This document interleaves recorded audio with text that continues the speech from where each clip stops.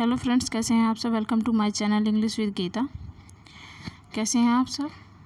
आज हम शुरू करने जा रहे हैं अपना प्रैक्टिस सेट नंबर 6 और ये सेट होगा हमारा पीजीटी कॉम्पिटिटर्स के लिए। ठीक है, तो जो पीजीटी कंपटीशन की तैयारी कर रहे हैं उनके लिए ये अच्छी बात है कि हम आने वाले अगले 5 सेट उनके लिए लेके आने वाले हैं और उसमें आपको बहुत हेल्प मिलेगी पीजीटी का पेपर समझने में। तो अगर आपने ये चैनल सब्सक्राइब नहीं किया है तो सब्सक्राइब कर दीजिए, साथ ही साथ बेल आइकन भी दबा दीजिए ताकि आने वाली वीडियोस के नोटिफिकेशन आपको मिलते रहें। तो अब समय आपका ना लेते हुए ज़्यादा हम अपनी जो वीडियो है उसको स्टार्ट करते हैं। फर्स्ट क्वेश्चन हमारे सामने आता है, springs resonating powers of quickening a new birth in Sally's ode to the west wind is first mentioned through the image of।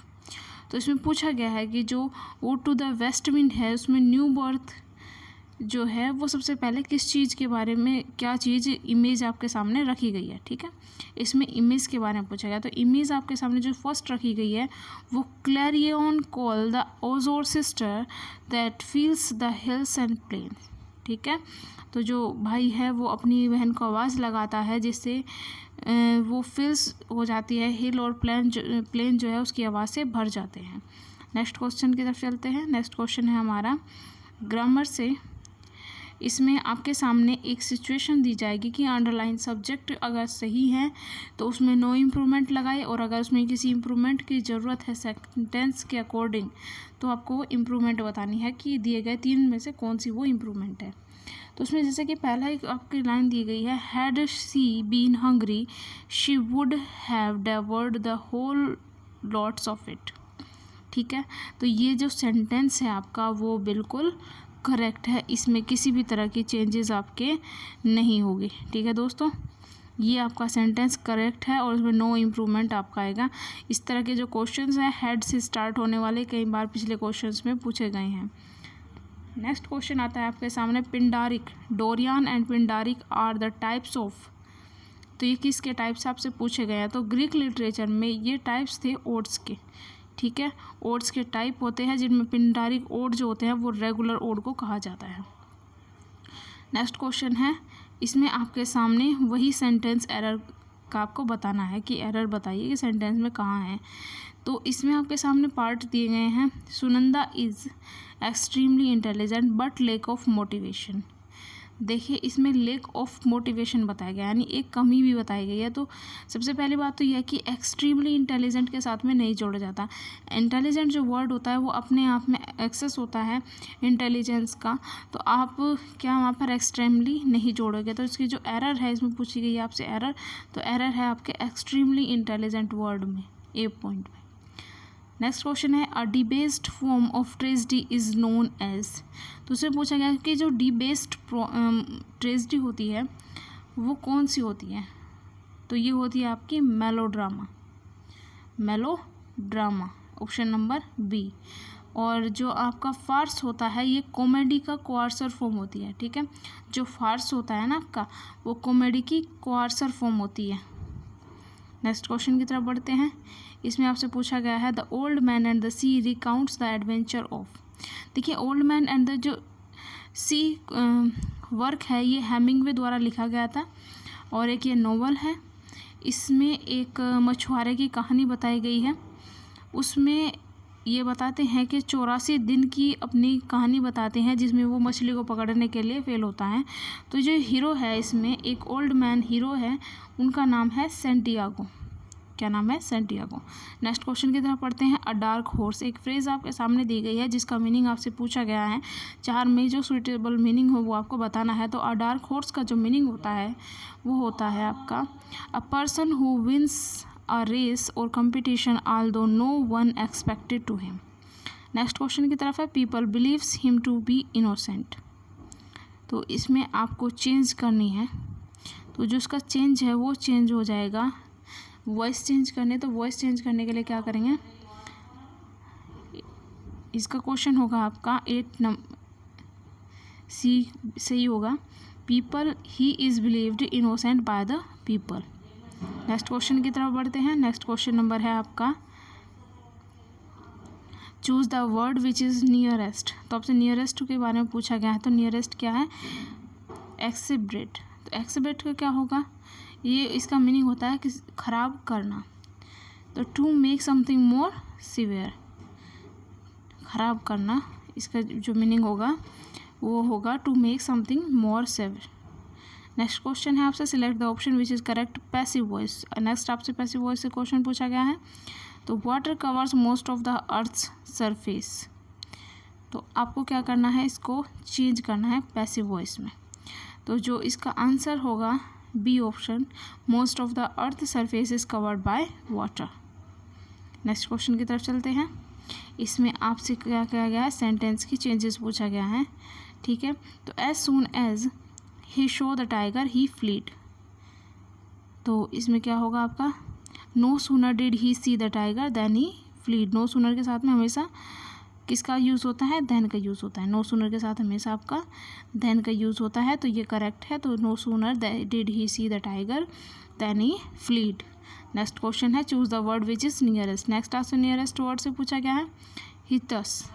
ठीक है, हितस वर्ड आपके सामने आया है, जिसका जो मीनिंग होता है वो वर्ड होता है अंतराद या अंतराल, बीच में जो गैप आ जाता है उसको बोलते हैं हितस। तो जो इसका मीनिंग होगा वो होगा इसका nearest word gap. Next question की तरफ चलते हैं। Select the option that is correct passive voice. Passive voice से क्वेश्चन पूछा गया है और क्वेश्चन है आपका, it is alleged that the actor drove the car at the very high speed. तो इसमें आपसे पूछा गया है पैसिव वॉइस में आपको उसको चेंज करना है। तो जब आपसे पैसिव वॉइस में चेंज करोगे तो इसमें क्या हो जाएगा, ऑब्जेक्ट के साथ में इज आर एम जुड़ जाएगा, वर्ब की थर्ड फॉर्म। ठीक है, तो इज आर एम कहाँ है, इसमें इज आर एम यहाँ पर आता है आपका फर्स्ट पार्ट में। ठीक है, ऑप्शन नंबर ए में। और उसके बाद आपका आ जाएगी वर्ब की थर्ड फॉर्म। तो इस तरह से जो आपका वर्ब की थर्ड फॉर्म आप करेंगे तो इसमें आपका आ जाएगा to drive a car very high speed. क्योंकि इसमें तो वर्ब की थर्ड फॉर्म यूज़ की गई है, तो आप इसे फर्स्ट में चेंज करोगे तो टू ड्राइव आ जाएगा। ठीक है, नेक्स्ट क्वेश्चन की तरफ बढ़ते हैं। He has been here Monday. देखिए इसमें हैज़ बीन का यूज़ हुआ है, तो हैज़ बीन के साथ में हमेशा सिंस का यूज़ होता है, सिंस बिफोर का। तो आप क्या लगाएंगे, यहाँ मंडे आपको एग्जैक्ट पॉइंट ऑफ टाइम बताया गया है। ठीक है, एग्जैक्ट पॉइंट ऑफ टाइम की वजह से आप सिंस का यूज़ करेंगे। नेक्स्ट क्वेश्चन की तरफ बढ़ते हैं। There may be an index.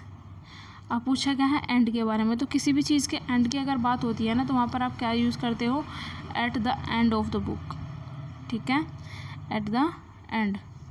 जब हम किसी चीज़ के बारे में बताएं कि किसी समय जब कोई कार्य हुआ, तो एंड के साथ में क्या लगाएंगे आप, एंड के साथ में आप लगाएंगे एट का यूज़ करेंगे। नेक्स्ट क्वेश्चन की तरफ बढ़ते हैं। इसमें भी आपसे वही करना है, सेंटेंस दिया गया है और आपसे क्या पूछा गया है, आपसे पूछा गया है इसको करेक्शन करने के लिए। इसमें कहा गया सेंटेंस है, until you don't finish the work you want be given leave. देखिए सबसे पहली बात तो ये होता है, जो अंटिल वर्ड होता है ये अपने आप में नेगेटिव होता है, इसके साथ नोट की ज़रूरत नहीं होती। तो ये आपका जो सेंटेंस है वो, इसका ये पार्ट जो अंडरलाइन पार्ट है वो गलत है। तो इसमें आप लगाएंगे अंटिल। और सेकंड बात ये होती है, जब आप डबल फ्यूचर की बात करते हैं तो डबल फ्यूचर में आपका क्या लगता है, फर्स्ट आपका इंडेफिनेट में होगा, सेकंड आपका फ्यूचर में होगा। तो अंटिल यू फिनिश, इसका जो आंसर होगा अंटिल यू फिनिश होगा। ठीक है दोस्तों, आगे बढ़ते हैं। आगे क्वेश्चन है आपका, आपसे पूछा गया one word which can be substitute for murder of A brother. देखिए जब मर्डर ऑफ द ब्रदर की बात की गई है तो इसका आपका होगा फैट्रिसाइड। आंसर होगा जो भाई की हत्या होती है उसमें उसको बोलते हैं फैट्रिसाइड। होमिसाइड की अगर बात करें, होमिसाइड होता है नर हत्या के लिए बोलते हैं। होमिसेपियंस होता है तो होमिसेपियंस से होमिसाइड बना है, तो होमिसाइड होता है नर हत्या। रेजिसाइड होता है आपका राजा की हत्या। पैट्रिसाइड होता है पिता की हत्या। नेक्स्ट क्वेश्चन है, choose the word of the word teetotaller. Teetotaller की मीनिंग पूछी गई, टीटोटिलर क्या होता है। तो देखिए जो टीटोटिलर होता है वो होता है एक ऐसा व्यक्ति जो किसी भी तरह के मादक द्रव्य का इस्तेमाल ना करता हो। One who does not take any intoxicating drink. Next question की तरफ बढ़ते हैं। The correct spelling of pharmaceutical. Pharmaceutical की आपसे पूछी गई है करेक्ट स्पेलिंग, तो जिसकी करेक्ट स्पेलिंग होगी वो होगी आपकी ऑप्शन नंबर ए। ठीक है। इसमें एम देखिए जो यहाँ पर आती है, ज़्यादातर जो गलतियाँ आती है ना वो यहाँ पर करते हैं। MACEU आता है, MACE आता है U। नेक्स्ट क्वेश्चन आपसे, whose car has been stolen still remain a mystery। इसमें आपसे पूछा गया कि कौन सी क्लोज है, तो देखिए इसमें नाउन क्लोज है। whose car, तो कार क्या है, नाउन है, नाउन की तरह इस्तेमाल हुआ है whose car। तो इसमें क्या होता है, जब नाउन क्लोज होती है इसके अपने वर्ड होते हैं, अपने प्रेडिकेट होता है, अपना सब्जेक्ट होता है और साथ ही अपना मीनिंग रखता है और सब नाउन की तरह कार्य करेगा। तो वहाँ पर क्या होगा, आपकी नाउन क्लोज होगी, तो नाउन क्लोज इसका आंसर आपका ये आता है। नेक्स्ट क्वेश्चन की तरफ बढ़ते हैं। नेक्स्ट क्वेश्चन नंबर है आपका direction. Choose the word which is opposite. इसमें आपसे पूछा गया अपोजिट वर्ड्स, तो अपोजिट पूछा गया है आपका a small altercation between the children started of a right. तो देखिए अल्टरकेशन क्या होता है, एक झगड़ा होता है, ठीक है, झगड़ा होता है, विवाद होता है। तो झगड़ा या विवाद का अपोजिट क्या होगा, फ्रेंडली डिस्कशन, क्योंकि रेस, कॉन्टेस्ट और क्वेरल तीनों में क्या है, झगड़ा ही होता है। क्वेरल, कॉन्टेस्ट होता है प्रतियोगिता, रेस, ठीक है। तो ये सब क्या है, ये सब इसके सिनोनिम है, बाकी फ्रेंडली डिस्कशन इसका अपोजिट होगा। नेक्स्ट क्वेश्चन है, choose the word which is opposite in meaning. He was deeply hurt by her curt reply. He was deeply hurt by her curt reply. तो कर्ट क्या होता है आपका, कर्ट होता है रूखा, ठीक है, रूखा।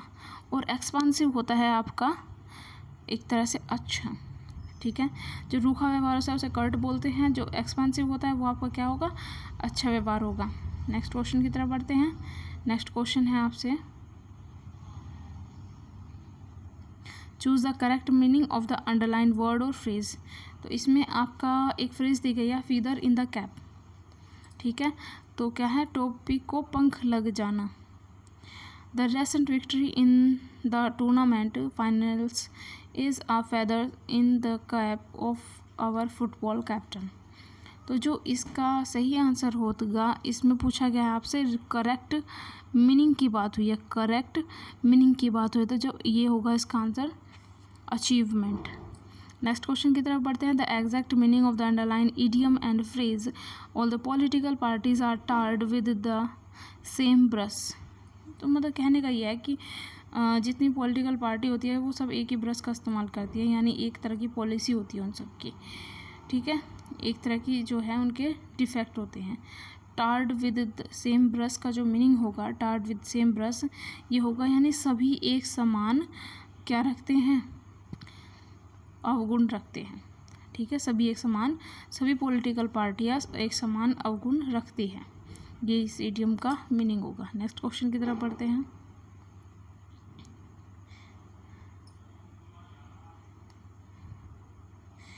Name of the defaulters have been cut off the register. The names of the defaulters that have been cut off the register. तो जो कट ऑफ होता है वो कट ऑफ नहीं होता, वो स्ट्रक ऑफ होता है। जब रजिस्टर से किसी के नाम हटा दिया जाता है तो हम उसे बोलते हैं स्ट्रक ऑफ, ठीक है, struck off. Option number C इसका आंसर होगा। देखिए अगर आपने चैनल सब्सक्राइब नहीं किया तो सब्सक्राइब कर दीजिए, बेल आइकन को दबा दीजिए। हम बहुत बेहतर पीजीटी का प्रैक्टिस सेट आपके लिए लेकर आए हैं और आगे भी ऐसे ही उम्मीद करते हैं कि हमें आप मोटिवेट करें आगे ऐसे ही वर्क करने के लिए। नेक्स्ट क्वेश्चन है आपसे, ये पूछा गया है कि आपको इम्प्रूवमेंट बतानी है। This is a matter I had rather not take about. तो देखिए इसमें क्या है, कंजक्शन का यूज़ नहीं हुआ है, दिस इज़ द मैटर, इसमें किसी कंजक्शन का यूज़ नहीं हुआ है और एक दो सेंटेंस को ऐसे रख दिया गया है, तो इसमें ऑफ विच कंजक्शन का यूज़ होगा, ऑफ से इस वर्ड को जोड़ा जाएगा। नेक्स्ट क्वेश्चन की तरफ है, choose the correct option of the transformation, ठीक है, आपसे पूछा गया है ट्रांसफॉर्मेशन। ट्रांसफॉर्मेशन के रूल्स हम आपको समझा चुके हैं, अगर आपने वो वीडियो नहीं देखी है तो देख लीजिए, ठीक है।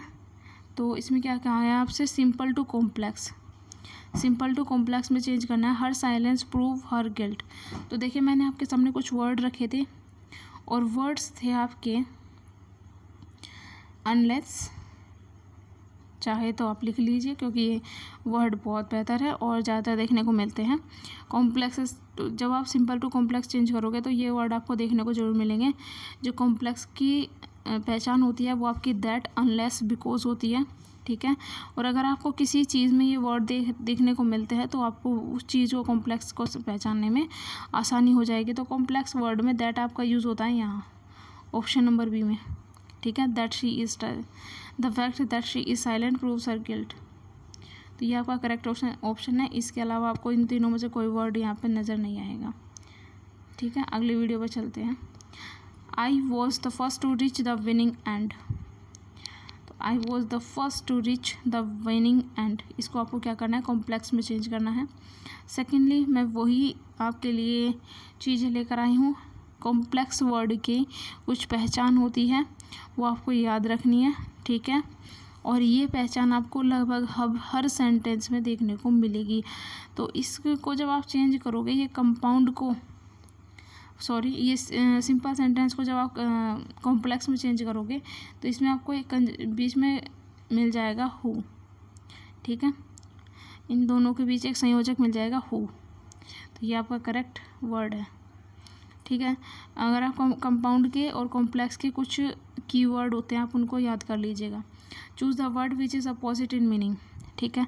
अब आपसे क्या पूछा गया, फिर से आपसे अपोजिट पूछ लिया गया है। तो जब आपसे अपोजिट पूछा जाए तो आप क्या करोगे, पहले मीनिंग देखो क्या है। The boy has a very delicate, boy delicate होता है जी कोमल, ठीक है। कोमल को आप क्या बोलते हैं, डेलिकेट। तो डेलिकेट इसका क्या हो जाएगा, जब स्ट्रॉन्गनेस की बात हो रही है बच्चे की, तो बच्चे को स्ट्रॉन्ग बताएंगे ना आप अपोजिट में। डेलिकेट कोमल होता है, तो आप अपोजिट में क्या बताएंगे, स्ट्रॉन्ग। नेक्स्ट आपसे पूछा गया है क्वेश्चन पंक्चुएशंस के बारे में, आपको पंक्चुएट करना है। The man was checked and said, you have yet to learn how to fly a kite properly, my child, is given in following sentence, ठीक है। तो आपको क्या करना है, इसकी पंक्चुएशन देखना है। पंक्चुएशन जब आप ध्यान से देखोगे तो आपको पता चल जाएगा जो इसका डी ऑप्शन है वो करेक्ट है, ठीक है। ऑप्शन नंबर डी करेक्ट है। नेक्स्ट क्वेश्चन आपसे फिर से पंक्चुएशन से आया है। I went up to him and held out my hand. How are you? I asked. I am not in hilarious spirit, he answered.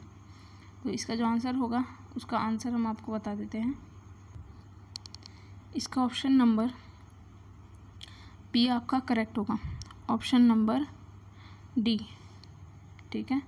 Option number D आपका correct होगा। Next question क्या है आपका, क्लोरोफिल की, chlorophyll की spelling आपसे पूछी गई। तो क्लोरोफिल की स्पेलिंग क्या होगी आपकी, क्लोरोफिल में आपको देखने को मिलेगा, एक तो आपको डबल एल देखने को मिलेगा, ठीक है। क्लोरोफिल तो CHLO होता है, ठीक है, क्लोरोफिल। तो इसमें क्या है, बी ऑप्शन आपका करेक्ट है। क्वेश्चंस की स्पेलिंग आप जरूर देख लीजिएगा, ऑप्शन इसमें से भी काफ़ी आते हैं। नेक्स्ट क्वेश्चन की तरफ बढ़ता है। Choose the word which is nearest in meaning. तो इम्बेसाइल की आपसे क्या पूछी गई है, नियरेस्ट वर्ड पूछा गया है। इम्बेसाइल का नियरेस्ट वर्ड आपसे पूछा गया। इम्बेसाइल होता है मूर्ख व्यक्ति, और उसका नियरेस्ट क्या होगा, स्टूपिड।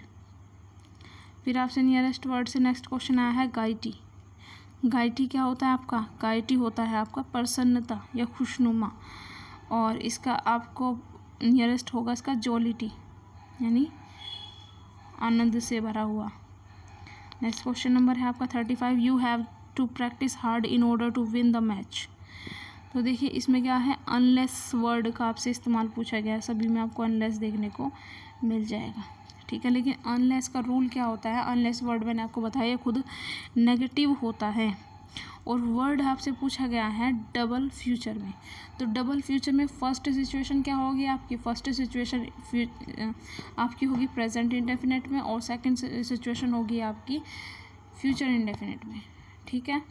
तो फर्स्ट आपकी क्या होगी, फर्स्ट आपकी होगी प्रेजेंट इंडेफिनिट में। तो अनलेस यू प्रैक्टिस हार्ड, ये आपकी प्रेजेंट इंडेफिनिट में हो गई, ठीक है। और सेकंड आपकी क्या होगी, सेकंड आपकी हो जाएगी फ्यूचर में, ठीक है। तो ये इसका रूल होता है। नेक्स्ट क्वेश्चन की तरफ बढ़ते हैं। दे एडवाइज्ड हिम, दे एडवाइज्ड हिम। तो इसमें आपसे क्या पूछा गया है, इसमें आपसे पूछा गया है एडवाइस वर्ड जो होता है एक ऐसी प्रीपोजिशन होती है जिसके बाद में आपके मतलब वर्ड का इस्तेमाल होता है। प्रीपोजिशन का इस्तेमाल जो है इस वर्ड के बाद में होता है एडवाइज्ड के। ठीक है, तो इसमें जो आपका करेक्ट वर्ड है वो है टू, प्रीपोजिशन लगेगी टू की। नेक्स्ट है the train start 6:10 so you had better to be the station. तो देखिए इसमें क्या पूछा गया है आपसे, टाइम के लिए क्या करेंगे आप, टाइम के लिए आपको लग जाएगा आपका एट, और एट आपका दो वर्ड में देखने को आ रहा है सी और डी में। लेकिन अब आपसे लेकिन जब टाइमिंग की बात होती है ना, आपसे टाइमिंग की बात की जाए बिफोर वाले टाइम की, तो वहाँ पर आप यूज़ करोगे बाय का। बाय होता है, बाय प्रीपोजिशन यूज़ की जाती है किसी समय में बिफोर के अर्थ में, किसी समय के बिफोर के अर्थ में आपको बाय देखने को मिल जाएगा। Next question, they objected to my proposal, they objected to my proposal. तो इसका जब आप पैसिव बनाएंगे इसका हो जाएगा my proposal was objected to by them. Option number C इसका करेक्ट होगा। नेक्स्ट क्वेश्चन की तरफ बढ़ते हैं। नेक्स्ट क्वेश्चन नंबर है आपका 39। The following sentence has been divided into 4 parts which of one which contains an error, select the option with the error। तो Daniel is innocent, why are you angry on him। तो देखिए angry on word नहीं होता, angry के साथ में दो situation लगती है। अगर ये किसी व्यक्ति के बारे में होता है तो एंग्री विद समबडी होता है, अगर ये किसी वस्तु के बारे में है तो एंग्री के बारे में आपका क्या लगेगा, जब किसी व्यक्ति के बारे में हो तो वहाँ पर आपके लग जाएगा एंग्री विद समबडी, और अगर किसी वस्तु के बारे में है तो एंग्री एट समथिंग। तो दो सिचुएशन लगती है, आदमी अगर किसी व्यक्ति के बारे में है तो सम एट विद लगेगा, और अगर किसी वस्तु के साथ में है तो वहाँ पर आप एट का यूज़ करोगे, तो एंग्री ऑन नहीं होगा। तो इस तरह से आपका ऑप्शन नंबर डी इसमें एरर पॉइंट है। नेक्स्ट क्वेश्चन की तरफ बढ़ते हैं। नेक्स्ट क्वेश्चन है आपका स्पेलिंग से। तो इसमें स्पेलिंग में एंटरप्रेन्योर की आपसे स्पेलिंग पूछी गई है, एंटरप्रेन्योर की स्पेलिंग पूछी गई है। एंटरप्रेन्योर होता है कोई व्यक्ति जो खुद बिजनेस करे या बिजनेस करने का रिस्क ले। ठीक है, तो इसकी सही जो स्पेलिंग होगी वो आपकी ऑप्शन नंबर ए होगी। नेक्स्ट क्वेश्चन है choose the word which is opposite in meaning. आपसे अपोजिट पूछा गया है, तो his behaviour at social gathering is laudable. तो जो लाउडेबल होता है, लाउडेबल का मतलब होता है प्रशंसनीय। ठीक है, लाउडेबल का मीनिंग क्या होता है, प्रशंसनीय, और कंडेमेबल का क्या होगा, निंदनीय। ठीक है, निंदनीय। नेक्स्ट क्वेश्चन है choose the correct spelled word. तो एटिक्वेट के आपसे क्या पूछी गई है, सही स्पेलिंग पूछी गई है। एटिक्वेट की सही जो स्पेलिंग है वह है option number B. Next question की तरफ बढ़ते हैं। नेक्स्ट क्वेश्चन में आपसे पूछा गया है select the option that indicate the most appropriate direct speech. तो डायरेक्ट स्पीच में आपको चेंज करना है इनडायरेक्ट। ठीक है, तो ये है Soni said I am buying a new pen. ठीक है, जब आता है I am buying a new pen, तो आई एम आपका प्रेजेंट में, आप इसे कर देंगे she was buying a new pen. Option number C इसका ऑप्शन नंबर करेक्ट होगा। ठीक है, नेक्स्ट क्वेश्चन की तरफ चलते हैं 44। इसमें आपसे पूछा गया है आपको रिपोर्टेड स्पीच जो है चेंज करनी है। इसमें the girl said I must go to Delhi tomorrow. ठीक है, तो इसका ऑप्शन नंबर बी करेक्ट होगा। The girl said that she had to go Delhi the next day. इसका ये करेक्ट ऑप्शन होगा। नेक्स्ट क्वेश्चन की तरफ बढ़ते हैं। नेक्स्ट क्वेश्चन है father will say my son is going to school. तो देखिए अगर इसमें आपको देखने को पता ही है कि इसमें फ्यूचर की बात की जा रही है, तो द फादर विल से को आप चेंज नहीं करोगे, जो रिपोर्टेड स्पीच है वो चेंज होगी। ठीक है, my son is going to school, my सन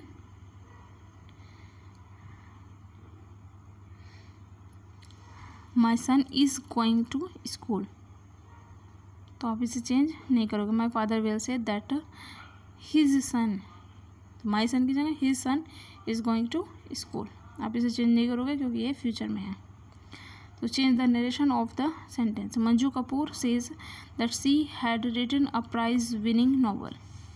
तो इसमें आप क्या होगा, आप हैज़ का हेड कर दोगे, ठीक है, हैज़ का हेड कर दोगे और बाकी चीज़ें ऐसे ही रहेगी, ठीक है। Manju Kapoor said that she had written a prize winning novel. Next question है मिलियनायर की, आपसे स्पेलिंग पूछी गई है। मिलियनायर की सही स्पेलिंग है आपकी BNAIR। इस चीज़ का आप ध्यान रखें, NAIRE,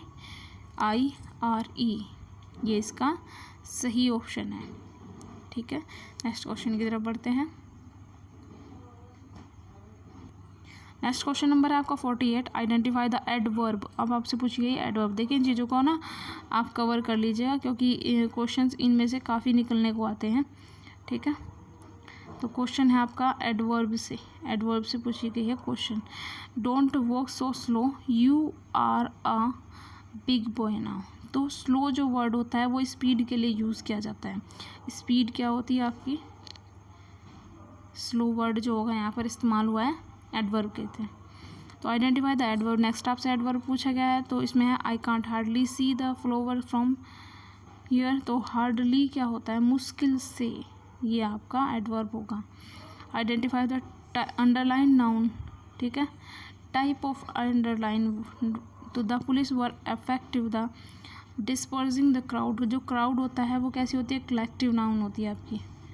नेक्स्ट क्वेश्चन है identify the underline part of speech in the sentence given.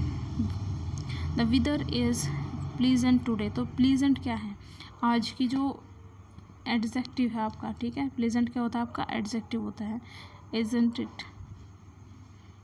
Next question में आपके सामने एक पैराग्राफ है, इस चीज़ को पोज करें और पोज करने के बाद में आपको क्या करना है, कुछ क्वेश्चंस आपके सामने होंगे, उनके आपको आंसर लगाने हैं।